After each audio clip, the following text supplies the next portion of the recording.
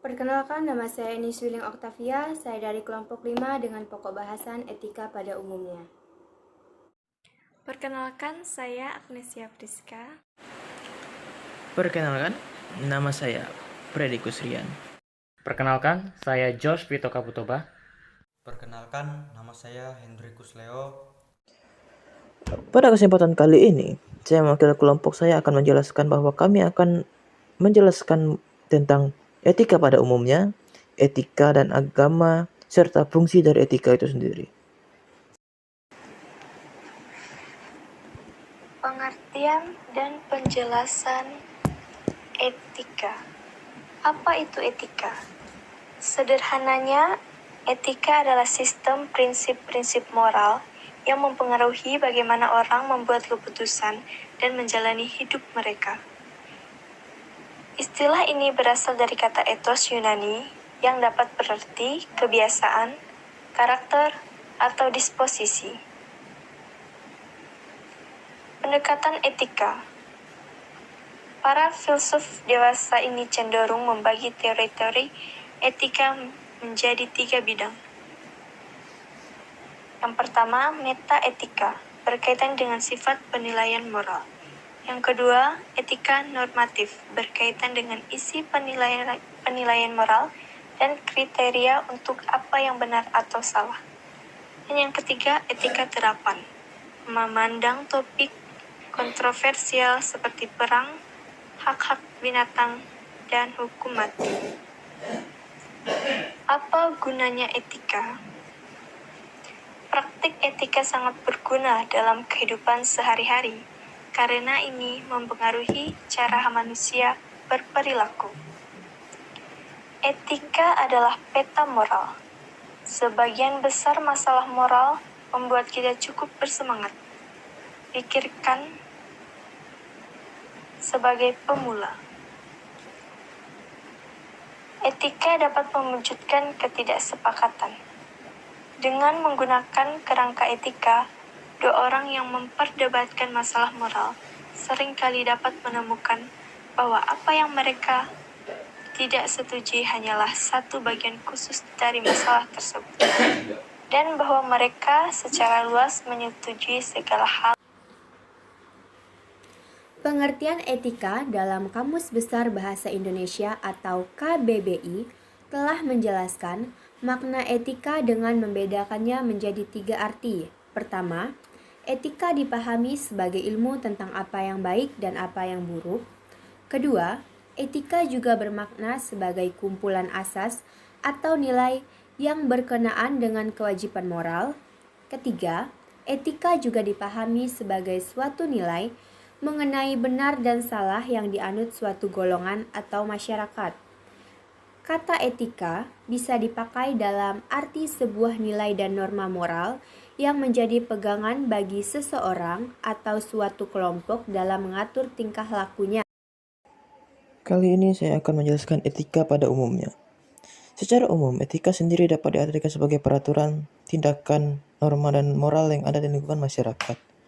Peraturan ini nantinya bisa dijadikan sebagai acuan dari perbuatan dan perilaku manusia, apakah berperilaku baik ataukah berperilaku buruk. Adanya etika akan membuat kehidupan bermasyarakat menjadi lebih teratur. Dengan adanya etika, sejak zaman dahulu diharapkan sebagai pribadi sadar akan tindakannya. Kesadaran akan baik buruknya tindakan dapat mempengaruhi seluruh aspek kehidupan yang ada dalam masyarakat. Karena tanpa adanya etika, maka kehidupan ini tidak akan berjalan secara tertib dan teratur. Kemudian, pada umumnya etika memiliki beberapa ciri-ciri atau karakteristik yang membedakan dari norma lainnya. Adapun ciri-ciri etika sebagai berikut. 1. Etika tetap berlaku meskipun tidak ada orang yang menyaksikan. Etika ini umumnya berlaku meski tanpa disaksikan oleh orang lain. Hal ini karena etika berhubungan dengan hati nurani dan prinsip dasar hidup manusia yang baik. Contohnya, jika Anda mencuri, tetap akan melanggar etika meski tidak diketahui oleh orang lain. Dan moral Anda tetap akan buruk meski tidak masuk penjara karena tidak diketahui penegak hukum. Kedua, etika bersifat absolut dan mutlak. Ini menyatakan bahwa sebuah etika akan berlaku di mana saja, kapan saja, dan untuk siapa saja. Etika adalah prinsip yang tidak bisa dilakukan penawaran dan tidak juga bergantung dengan prinsip moral yang bisa diubah-ubah. Contohnya adalah membunuh, mengambil hak orang lain adalah perbuatan yang tidak bermoral apapun alasannya. Ketiga, dalam beretika terdapat cara pandang dari sisi batiniah manusia. Etika adalah cara pandang batiniah yang terkait tentang baik buruknya perilaku yang dilakukan oleh manusia. Umumnya, Anda sejak kecil sudah mempelajari berbagai hal yang boleh dan tidak boleh dilakukan. Anda juga semakin hari semakin tahu mana yang hal yang baik dan hal yang buruk, sehingga dapat membekas di hati. Hal ini memunculkan pergolakan dalam diri jika ingin berbuat buruk. Keempat, etika sangat berkaitan erat dengan perbuatan atau perilaku seseorang baik maupun buruk.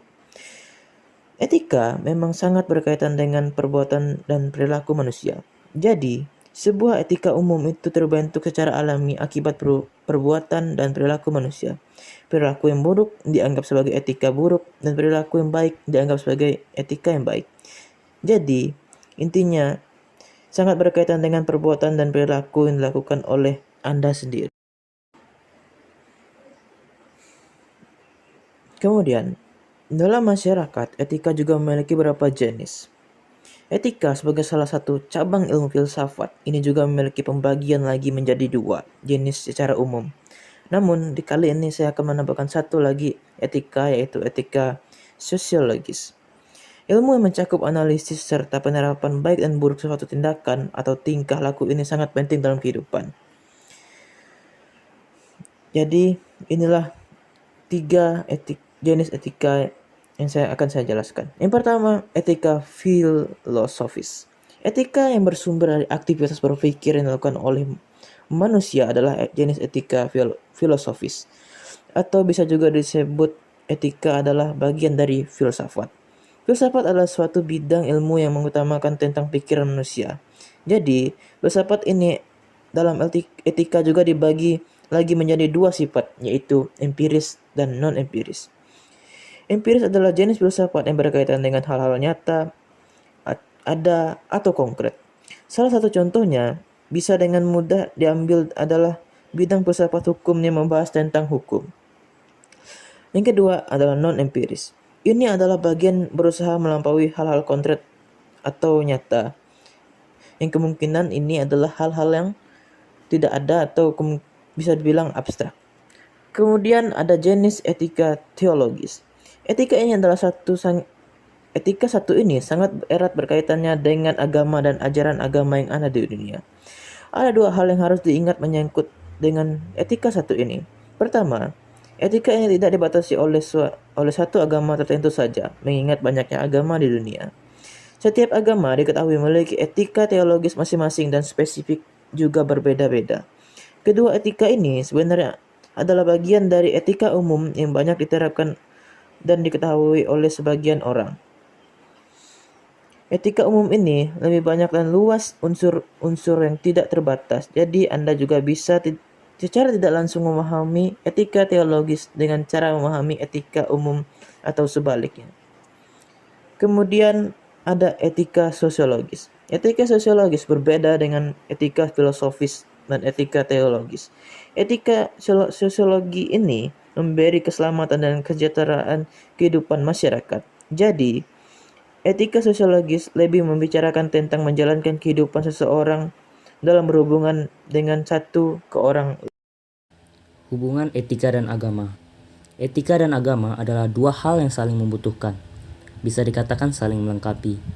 Agama membutuhkan etika untuk secara kritis melihat tindakan moral yang mungkin tidak rasional. Sedangkan etika sendiri membutuhkan agama agar manusia tidak mengabaikan kepekaan rasa dalam dirinya. Hubungan etika dan agama sangat berpengaruh dalam konteks etika global. Hubungan etika dan agama yang terjadi bisa membuat suatu keseimbangan, di mana agama bisa membantu etika untuk tak bertindak hanya berdasar dari rasio dan melupakan kepekaan rasa dalam diri manusia.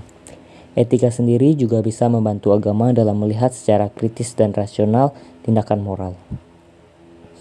Di luar dari agama, kita tidak memiliki kebenaran. Etika dikatakan bisa menjadi salah satu jembatan yang spesial untuk mencoba menghubungkan atau menyambungkan dan mendialogkan antara agama-agama. Kita bisa mengungkap bahwasannya etika secara filosofis menjadi hal yang sangat penting dalam kehidupan agama, khususnya untuk negara yang majemuk seperti Indonesia ini. Etika secara rasional bisa membantu kita mampu dalam memahami dan secara kritis untuk melihat tindakan moral dari agama tertentu. Dengan kata lain, etika dan agama saling melengkapi satu sama lain dan tak bisa dipisahkan. Fungsi etika adalah sebagai tempat mendapatkan orientasi kritis yang berhadapan dengan keberagaman keadaan moralitas yang membingungkan. Selain itu, etika juga berfungsi menunjukkan adanya keterampilan intelektual. Keterampilan intelektual adalah sebuah keterampilan untuk berargumentasi dengan rasional dan kritis. Demikian pembahasan mengenai pengertian etika, etika pada umumnya, ciri-ciri serta jenis, dan juga keterkaitan agama dan etika serta fungsi dari etika itu sendiri. Seperti Anda tahu, etika merupakan salah satu bagian penting dalam kehidupan sehari-hari, sehingga bisa menjalani hidup dengan lebih nyaman dan tenang, karena berkaitan langsung dengan perilaku. Semoga apa yang telah kami presentasikan ini mudah untuk dipahami untuk menunjang segala informasi untuk teman-teman sekalian. Kurang lebihnya saya sebagai perwakilan kelompok ini meminta maaf apabila ada kekurangan kata dan pembahasan yang kurang jelas. Mungkin di lain hari akan kami jawab kekurangan tersebut. Sekian dari saya, mewakili kelompok saya ucapkan terima kasih.